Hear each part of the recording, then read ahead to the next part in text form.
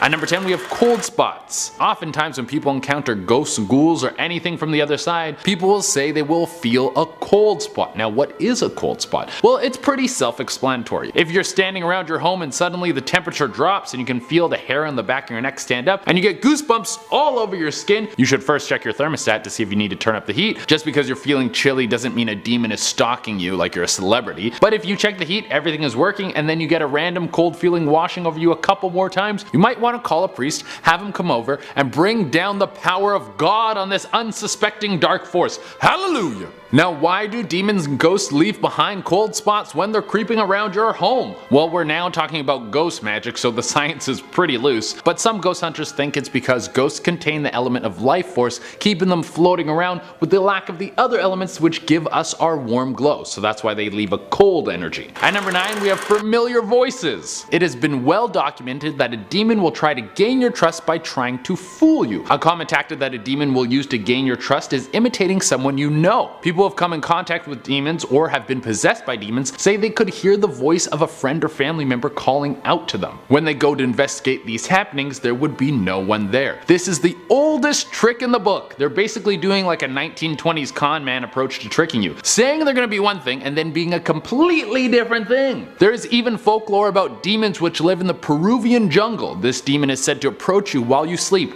talk to you in a sleep state, and then get you to sleepwalk over to a river, and then it will drown you in the river and bring you to its underworld lair. That is very terrifying. Don't go to the Peruvian jungle. Well, I mean, go if you want, but just be ready to battle some demons. At number 8 we have sleep disturbance. Rolling right off the back of our last point, we are going into how demons will try to get you while you're most vulnerable. While you're sleeping, indeed. I'll tell you, if a demon disturbs my sleep cycle, I would rock bottom it right back into its underworld. I don't care. I would keep my sleep mask on. You're not ruining my beauty sleep, baby. But if a demon is trying to possess you, it will get you when you can't run away, when you can't even see them, when you're sleeping, snoring like a banshee. Outside of the demon we just mentioned, there's also the succubus. Some legends of the succubus talk of it crawling into bed with you while you sleep, climbing on top of you, and then sucking your life force out. In some cases it will take over your body or seduce you into destructive tendencies. In some cases a succubus might try to have sex with you. But if any of you at home are desperate for a girlfriend, please don't summon a demon. Just make a nice dating profile. You should only resort to dark arts for love if you strike out on like every dating app and then speed dating. At number 7 we have you feel like you are being watched. Sometimes you feel like someone is watching you and you can't explain it. Maybe it's just in your head, maybe you feel a little stressed and you need to lay down and turn on some rain noises. Or maybe there's a demon licking its lips contemplating its next victim. Intuition is a real thing. When you get that little rumbling in your tum-tum that tells you something bad is happening, you should probably listen to it. Also, every case I could find about hauntings or possessions involved people who said they felt like they were being watched. It seems to be a common theme that you can sense when these dark forces are there before they invade your body. So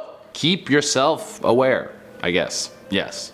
Do that. At number 6 we have nightmares. We have already established that if a demon is getting close and comfortable with you, it will come and try to get you while you're snoozing. Well, if a fiend decided to make a move on you while you were dreaming about rainbows and butterflies, what do you think would happen? Well, it might just infect your dreams with something dark and sinister. I mean, this is a dark entity, for goodness sake. If it touches you while you're sleeping, you're not going to feel like you're in a good mood. Some people who have lived through demonic possession said leading up to the dark spirit taking dominion over their body, they were plagued by horrible thoughts and dreams. Like the demon was slowly infecting their minds with the horrors that were about to come. Almost a drip feed of gloom. Possession is a waiting game. This beast isn't going to kick open your door and demand your soul. It's going to slowly drive you crazy. At number 5 we have general ghost stuff. At the end of the day, demons and ghosts are trying to do a lot of the same thing. You know, they do the whole opening doors things, knocking things over, whispering in your ear, all those terrifying happenings that can mean a ghost is in your home trying to scare you. But it could also mean a demon is in your home, which is even scarier. A demon will start doing those creepy ghost things as a way to scare you. A demon wants to break you down mentally, doing all these small things to freak you out.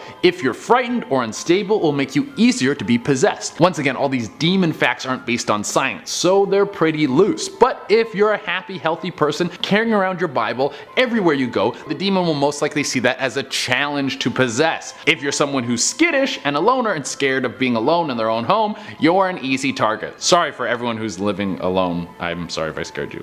that doesn't mean a demon's coming after you. At number 4, we have bruises or scratches on your body. As a demon builds its confidence, it will start to make larger strides to making you its host. It will make an attempt at possession or even friendship. This could be through a Ouija board message, or as I mentioned before, the monster could be invading your dreams and try to communicate with you and manipulate you. If this advance is rejected, it will undoubtedly anger the spirit and it will get hostile. I read a story about a young girl who had an imaginary friend. Her mother really didn't think anything of it until the imaginary friend kept asking her daughter to go play in the basement. For some reason, this left the mother feeling very uneasy, so much so that she put a lock on the basement door. Next morning, her daughter woke up with scratches and bruises all over her body. They then had to leave the home and have a priest come through and cleanse the entire residence. If there's anything a demon can't deal with, it's rejection. I would hate to see what it would look like if a demon started acting. Every audition, they didn't get the role, they go back and find the director and then strangle them to death. Terrible for the reputation. At number 3, we have pets and kids. For whatever reason, it seems that pets and kids have a higher sensitivity to spiritual happenings. Like the story I just covered of the little girl who had a demonic imaginary friend, kids can sometimes see and communicate with these specters. You should get one of those kids on the leashes to go through your home like a bloodhound trying to sniff out a ghost. Also, pets seem to have a strong reaction. If your dog seems to be barking at nothing, if it's unusually scared of a room in your home, or seems to be growling to protect you from something that doesn't seem to be there, then call the Ghostbusters. But honestly, that also sounds like everything a dog does all the time, because dogs just kind of do that stuff. Maybe we should keep dogs on cuddle duty and we'll use cats to find the demons. Also, a demon might use your kid or pet as a way to get closer to you. They'll basically use your kid as like a vouch. They'll be like, hey, he said I'm cool, can we hang out now? At number 2, we have 3:33 a.m. This is known as the witching hour. It's said that anything supernatural at this time is at its most powerful. This is when demons can get into a flow state. They can't be stopped. They're like Puff Daddy closing a deal. I'm a savage! Oh!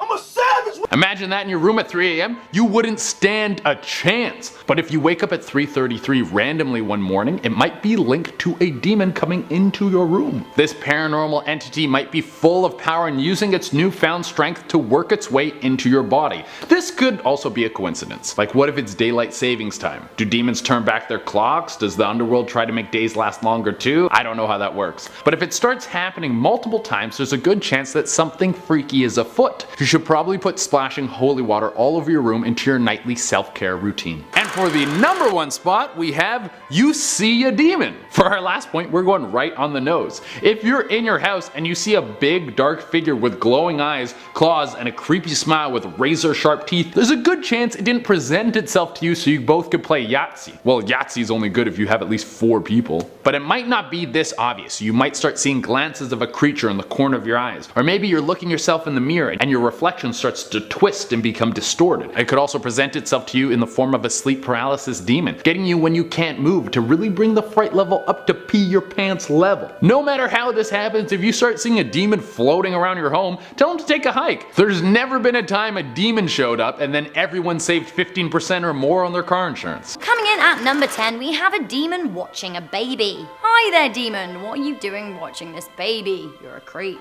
An Imgur user posted this picture of a baby ultrasound and it caused some waves on the internet. They posted the image with the caption, "A friend's ultrasound. When you see it, ... The image got 931 upvotes and was seen nearly 12,000 times. Can you guys see it? That's right, look in on the right. Maybe we can get a little bit of zoom here. Hello to you, womb demon.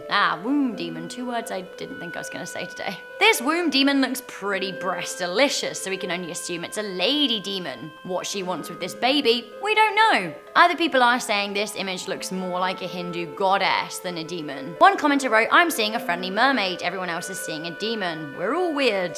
That's very, very true. We are crazy. What do you guys see? Demon, mermaid, Hindu goddess? Let me know. We have another one from social media at number 9. We have the Wisconsin trail camera demon. This image was posted on Reddit in December 2012 and got 1.1 thousand upvotes. The picture is allegedly a trail cam image from a trail in Wisconsin. For those of you that don't know that much about trail cameras, they're motion censored cameras that capture footage if an animal walks by. They're usually used by wildlife enthusiasts to pick up on close images of things like bears or moose or deer. Anyway, this trail cam pic picked up an entirely different animal. In fact, some people are saying it's not an animal at all. They're saying it's a demon. It definitely looks like a ghost, and I don't know, it's somewhat tormented. I don't fancy hanging out with this ghoul. It needs to stay far away from my campsite. Demon or witch at number 8, you decide. We have some police dashcam footage here. Now this video comes from the Azusa Police Department of Canyon City. Police officer Malik is driving down a nondescript Californian road at 3 a.m. when they come across a woman who has started a fire. There's no real explanation as to what is going on here. The woman stood in the middle of a fire circle and we can't see her face, which leaves you to believe she's either a witch or a demon. Basically, she's some combination of pure evil. Even if she isn't a demon,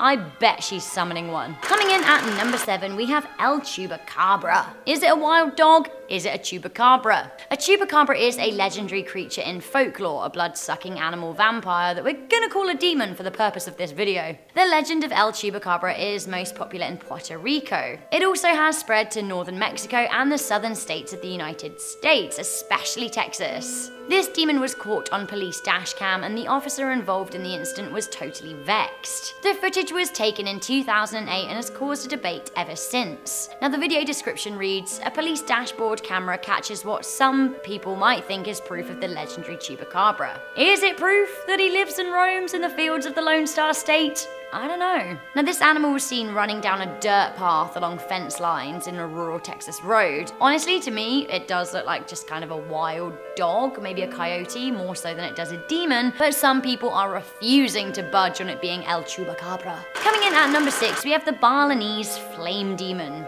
In 2016, Bali experienced some very dry weather that led to a number of fires. Following a fire at Padang Padang Beach and at the Pasar Badang Market, the oldest market in Bali, another devastating fire hit Canggu. An image of the local 5 surf school in Batu Bolong was shared on social media. While luckily nobody was hurt in the fire, some eagle-eyed social media users saw something very unsettling in the flames. One of the commenters pointed out that the shape of the flames looked like Ugu Ugu, a demon statue that are used for festivals in Neopi. In Balinese culture, these statues represent spiritual pollutants emitted from the activities of human beings. And these statues are used in a parade and then burnt at the end as a process of purification. There is a really strange and sad irony in the face of a demon that represents human malice appearing in a fire, especially when these demon effigies are usually burned to rid Bali of evil. Coming in at number 5, we have a genie. This picture is from an Islamic website that documents supernatural occurrences and discusses early Arabian and Islamic mythology. This is reportedly a jinn, a ghost or a genie, that lives in the Hira cave.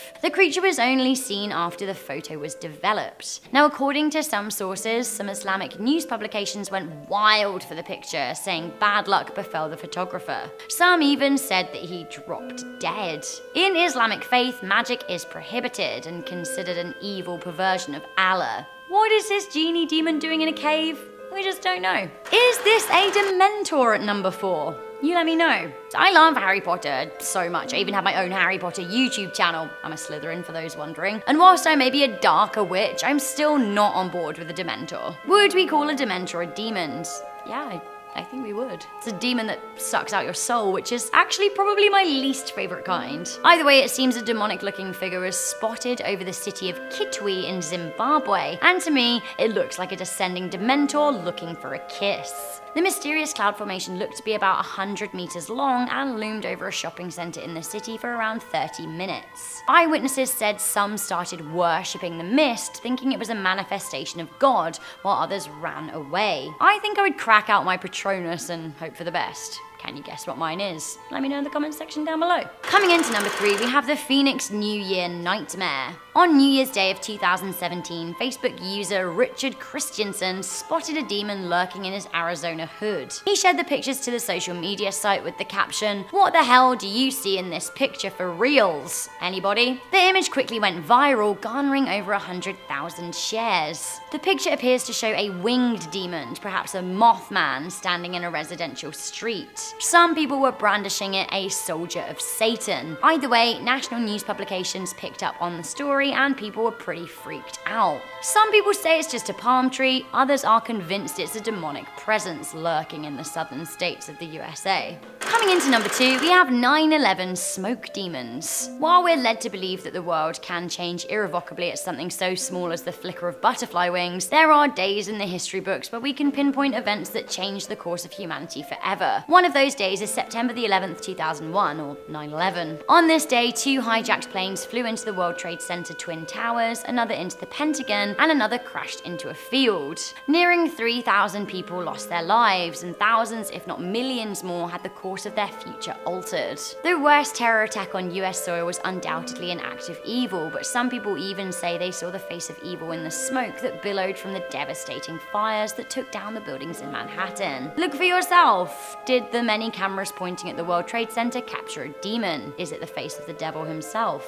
Let me know what you think. Okay, I've picked number 1 because actually it is so dramatic and caused some serious waves during its day. This was a televised event. Coming in to number 1, we have ABC's 2020 Exorcism. This one is so much to deal with. In April 1991, 29 million people tuned in to ABC's 2020, a controversial episode hosted by Barbara Walters that asked if demons were real. What made headlines about this episode was that it televised a real-life exorcism. In the episode, we see Catholic priest Father LeBaire exorcise demons from a young girl named Gina. Honestly, she's off the charts in this video. She is screaming, she is being cray, she thinks she's actually possessed. The girl seems to switch wildly between different personalities. Her voice is strained and demonic, and the clergyman identifies 2 demons within her, Minga and Zion. Her parents surround her and pray for her recovery. Now, before she's exorcised, she drinks holy water and vomits. This is just very shocking viewing for the 90s. The exorcism spanned 6 hours, and afterwards Father LeBaire believed that he cured her of a serious demonic oppression. Others think that she was just mentally ill, and to be honest, I don't know if she was. This was some serious schizophrenia. Either way, following the exorcism, she seemed to be cured. Starting off this list in our number 10 spot, we have a Mexico circus demon. This demon story takes place in Mexico in 1942 and is a son recounting his father's story from when he was 20 years old. The father and his younger brother went to check out the circus that had just arrived in town. They were most excited to see the freak shows, but after checking them out for a while, there wasn't really anything that was piquing their interest. They met a couple girls and they were about to go check out some music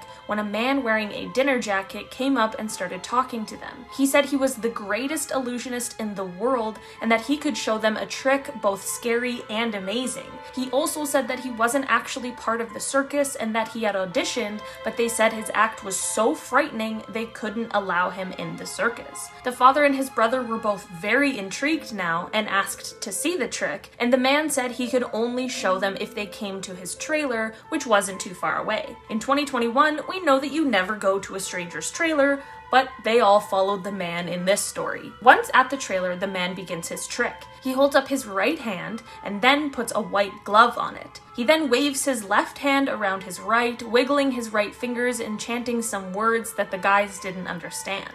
He then asks if they're ready. The guys reply yes, and the man pulls the white glove off of his hand, revealing his hand as only a skeleton. The man even went as far as to grab the father's head with his skeleton hand to prove it was real. The boys, of course, got out of there as quickly as possible. In our number 9 spot today, we have the Demon on the Veranda story. Before I dive into this one, guys, please don't forget to hit the thumbs up button if you're enjoying the video so far, because it really helps us out.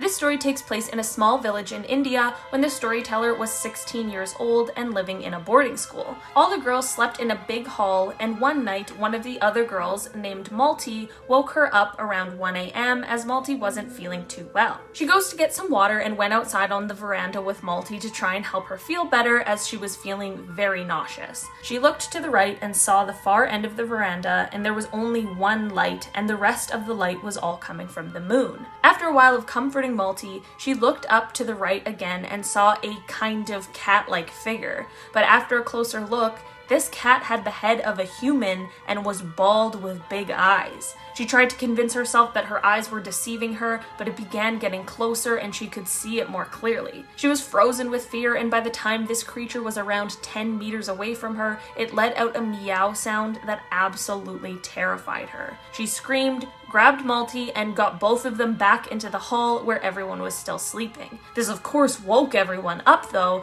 and the warden came over to see what all the commotion was about. She asked the warden not to make any loud sounds and begged her not to open the door. Everyone in the hallway looked outside and saw this shadowy creature moving before it just disappeared. To this day, she still isn't exactly sure what she saw, but she's glad she has never encountered it again. In our number 8 spot today, we have this sleep paralysis demon.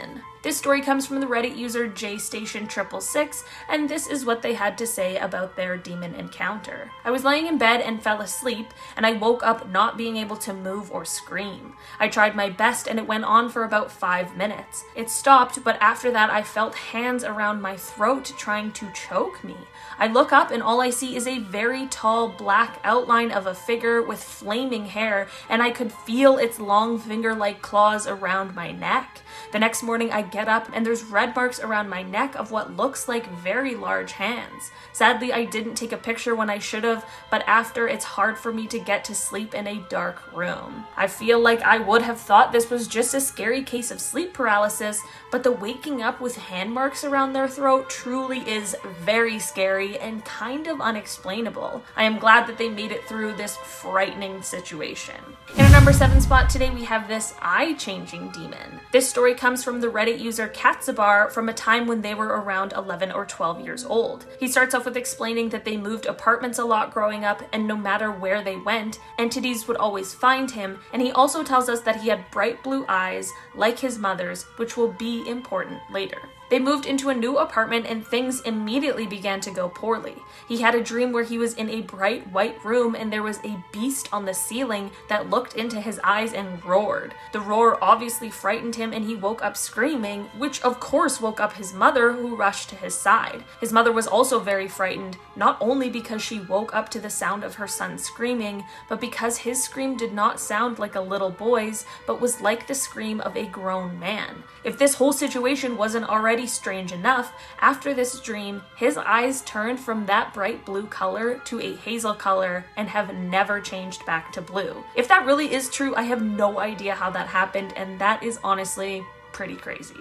In our number 6 spot today, we have this gray skin demon. This story comes from Pink Magic 724 on Reddit and is about a night they had a few years ago while still in college. Pink Magic's best friend of many years was in town, so they went out for a dinner to catch up and spend some time together. They, of course, end up getting a bit caught up, as best friends do, and before they know it, it is around 2 a.m. and definitely time for them to head home. Pink Magic's friend was the one who drove, so they headed off to Pink Magic's house. They're at an intersection waiting for the light to turn green when Pink Magic turns their head and looks out the window into the car next to them. This is when she sees the person next to them is looking directly at them, but they have gray skin, completely black eyes with no white, and they are smiling, but their teeth are long and sharp. Whoever or whatever this thing is, it will not break eye contact. Pink Magic tries to scream, but no sound will come out, and eventually the friend sees the creature too and immediately speeds out of there. To this day, neither of them like to talk about it, and neither of them are quite sure what exactly they witnessed. In our number 5 spot today, we have this demon in your mind.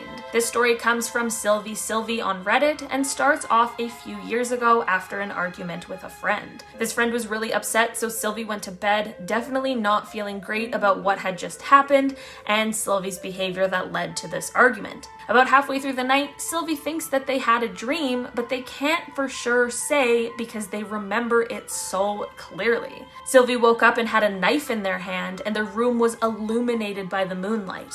As they looked around the room, they saw on the wall some words that looked like they were written in blood. Sylvie looked around the room again when something caught her eye. There was some sort of creature in the dark corner of the room that looked like one of those deep sea fish with the scary eyes and the really sharp teeth. I think they're called anglerfish. As soon as Sylvie saw this creature, the moonlight in the room changed to a flashing orange light, and this is when Sylvie definitely woke up in a cold sweat. Sylvie chalked it up to just a really scary dream and went and got ready for school and went about their day, but they just could not shake this feeling. After the first period was over, Sylvie was feeling really anxious, and they reached up to the cross necklace they were wearing when a voice spoke in their head.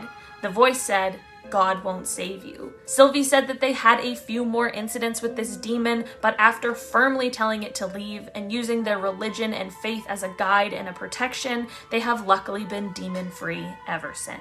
In our number 4 spot today, we have the Demon in the Basement. This story comes from the Reddit user DreamGuy72 and starts off in his first apartment in the summer of 1992 in Casper, Wyoming, on none other than Elm Street. The apartment was a basement suite where Dreamguy and his boyfriend lived, and their friends occupied the main floor suite above them. One day, Dreamguy was home alone and was repainting the main bedroom when he decided to take a break. After he had a drink, he headed back into the main bedroom, but this is when all of his hairs stood up. He saw that there was something painted on the opposite wall from the one that he had been painting. His heart was absolutely pounding as he walked up to the writing, and this is where he saw that the paint was still wet and dripping down the wall. The paintbrush he had been using was exactly where he left it, and there wasn't any paint on the floor. The words just said, "I am here." He of course got out of there as quickly as possible, and when he told his boyfriend later, he just kind of dismissed it. A few months go by and Dreamguy and his boyfriend get home after a long day of both of them being out of the house all day. Dreamguy heads to the shower to get ready for bed, and as he's in the shower, he hears the bathroom door open and close. He of course just assumes it's his boyfriend, and he's rinsing the conditioner out of his hair when he asks his boyfriend if he is joining him in the shower, and that's when he hears the response, "Sounds good to me," but it is not his boyfriend's voice. He then feels ice-cold hands grab his shoulders and spin him around as he opens his eyes to see that no one else is there. He of course bolts it out of the bathroom, and he's now in the front room trying to catch his breath when he sees his boyfriend shaking, pointing to the bathroom, saying he saw it go in there. It's safe to say that Dreamguy didn't live there for much longer, and I am very glad he made it out of this apartment and lived to tell the tale. In our number 3 spot today, we have this Lady Ghost Demon story. This story comes from the Reddit user 7-Legged Spider, and they really just dive in. Basically, for several years, Spider saw what they thought was just a lady ghost every night at the door of the closet. It happened for so long that Spider just got used to it and even started saying goodnight to her. Spider says she didn't look bad or rotten, she was just a lady with pale skin and dark hair. Anyway, after a few years of this, Spider finally tells a friend at school about the lady. This friend, of course, didn't believe the story right away, but the next day at school, he tells Spider that this lady tried to hurt him while he was sleeping. Now, Spider didn't believe the friend and thought he was just playing a prank. Some more time goes by and Spider decides to tell another friend about the lady, and the same thing happens where the next day she comes and tells Spider that the lady had tried to hurt her while she was sleeping. The first friend and the second friend didn't even know each other, so it's not like they could have been conspiring, which made Spider believe his first friend was telling the truth. Then, a while after that, Spider is on a video chat with a friend and they are talking about the paranormal when they both see something run across the screen. They chalk it up to just being a computer glitch, and Spider starts telling his friend about the lady, and then Spider begins to get extremely dizzy, like they're going to pass out. After it goes away, Spider tells their friend that they're okay, and the friend replies that they were out of it for at least a full minute, and that he could feel that someone was there trying to hurt Spider. I'm really glad that Spider and all the friends ended up being okay, and I really hope that they found a way to get rid of this lady demon. In our number 2 spot today, we have Zozo. This story comes from Reddit user Archaic Alchemy,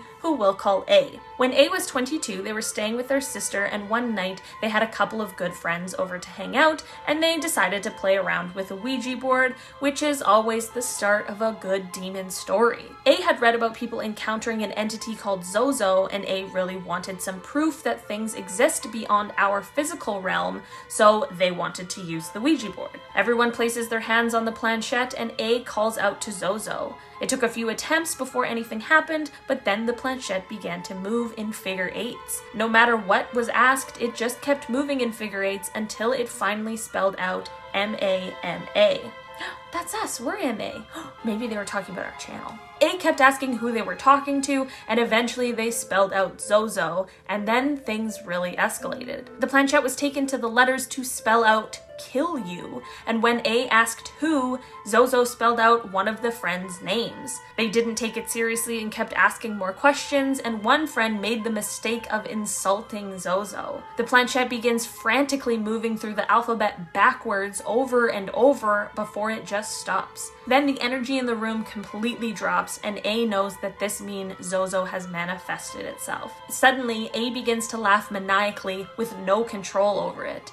A could feel Zozo's presence inside and could feel Zozo turning all of this hatred and anger towards the friend that had been named before. A's emotions suddenly completely switch and they begin crying uncontrollably before again suddenly snapping back to anger. A's head turns involuntarily to look at the friend with a menacing grin as A pushes the planchette towards the friend. The friend decides it's rightfully time to leave, and shortly after they left, A felt like they regained control and Zozo's presence had disappeared. I'm so glad that nothing even crazier happened and that Zozo wasn't able to harm this friend. In our number 1 spot today, we have Velgrod. This story comes from the Reddit user Wheezy Donkey. Since he was a child, he's had interactions with a demon he knows as Velgrod. He first noticed the demon during the night as he was trying to fall asleep.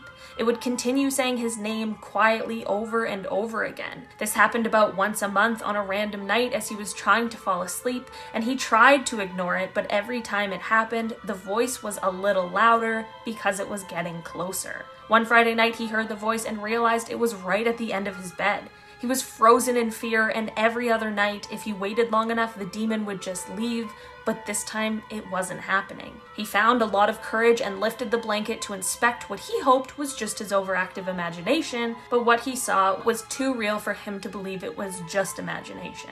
This creature was tall and lanky with the yellow eyes of a reptile. His eyes were also bulging and very far apart. The creature apparently appeared as though he had been burned all over his body as he had charred and blistered skin. When the creature opened its mouth, it revealed its long lizard-like tongue that descended to its chest. In his right hand, he had a cane he was using to keep himself from falling over, but the cane was covered in barbed wire. In his other hand, Velgrod was holding the Bible that was on the nightstand. When he held the Bible up into the air, it was immediately engulfed in flames that left nothing but ash. Velgrod kept eye contact the entire time as he used his foot to spread the ashes across the floor in a certain pattern, at the same time hissing menacingly. Velgrod then turned and began to walk away towards the door and down the stairs. Wheezy Donkey sat frozen with fear for a while before working up the courage to inspect the ash on the floor. When he finally did, he saw that the ash spelled out, "Hell is below you." Ooh, that was creepy.